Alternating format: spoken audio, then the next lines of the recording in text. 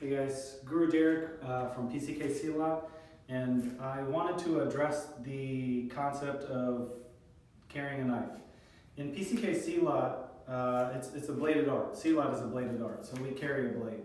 And one thing I was asked is, what type of blade do I like to carry personally?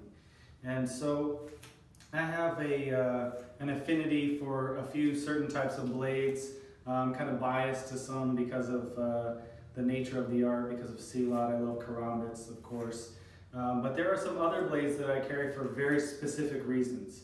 PCK, while we have a vast array of blades to look at and to work with, it's a reality-based art. So you have to take the realistic approach to blades when it comes to what would I actually use if I were in a situation. So in terms of what I carry, the way that I base what I'm going to carry on any particular day, the way that I base that decision is, what type of weather do we have?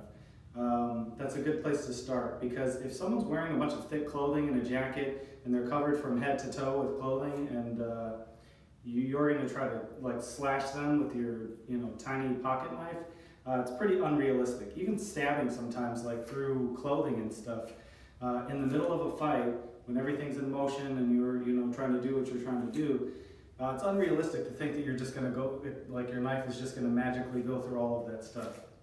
So if you're in a situation and it escalates and you actually have to use your blade, if you're in a situation like that, which is already a bad situation, you don't want to pull out a blade and then go to use it and it doesn't work. So what happens is, you think about the targets that you hunt. Think about the targets that you're going for. And if those targets are covered, you have to kind of realistically look at what type of blade you're using and think about whether or not it's going to make it through that.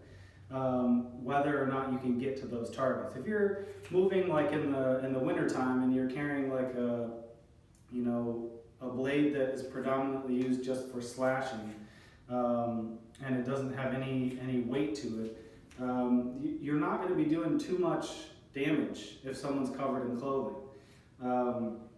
So if you think about what type of blade you're going to carry at what time of the year, then it's not necessarily just about keeping a knife on you, it's about keeping the right type of knife on you. I love karambits. Karambits are great. They can cut through a lot of stuff.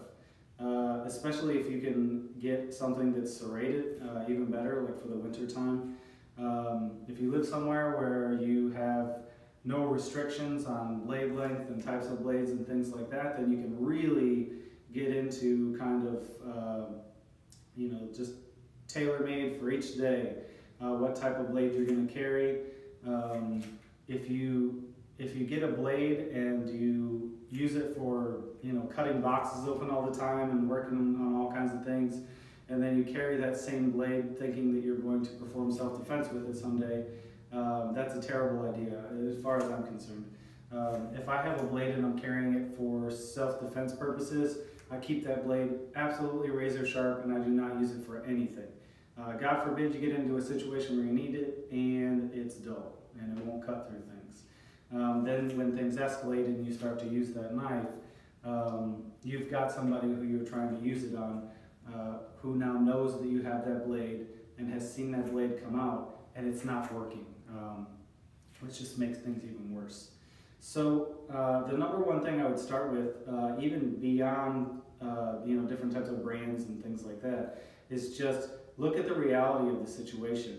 Can I get to the targets that I normally hunt? If I can't get to them with a certain type of blade because of the clothing that the person is wearing, then I need to rethink my strategy, rethink my blade.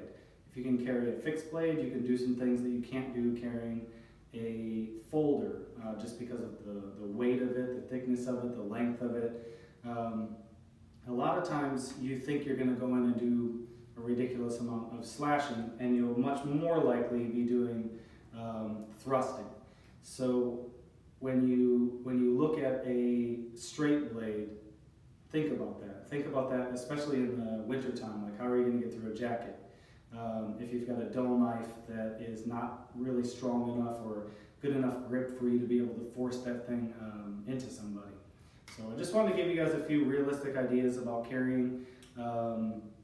Of course, the laws are different in every state, so you kind of have to factor that in. And also, if you're carrying something and it just straight looks like something that's menacing and made for self-defense, and you use that on someone, you're going to have to explain yourself like why you're carrying something like that and why you used it. So always make sure to look up the local laws in your area before you carry something, and just be educated.